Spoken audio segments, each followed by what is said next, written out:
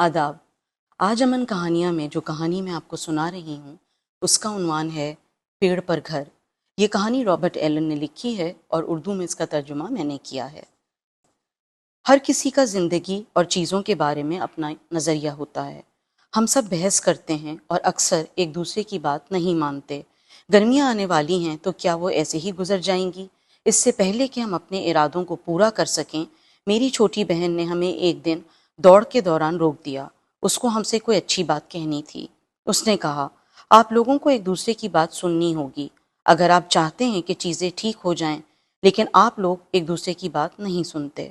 آپ لوگ صرف چیختے ہیں، ایک دوسرے کی بات سننا ہی نہیں چاہتے۔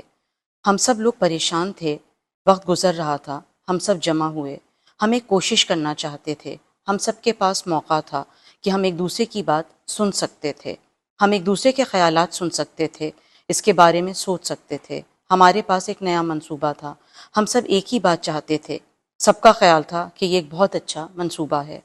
ہم سب کو مل کر کام کرنا تھا اور اس دن سب نے بہت محنت کی اور سارا کام کھیل تھا۔ ہمیں زیادہ وقت نہیں لگا۔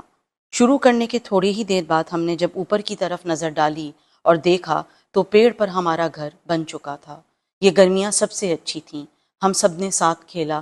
جب بھی کوئی مشکل آئی ہماری بہن نے گانا گایا، ایک دوسرے کی بات سنو، اگر مسئلوں کا حل چاہیے تو مل کر کام کرو، اسی کا نام دوستی ہے۔ وہ کتنی سمجھدار تھی۔ بہت شکریہ۔ اگر یہ کہانی آپ کو پسند آئی تو بتائیے گا ضرور۔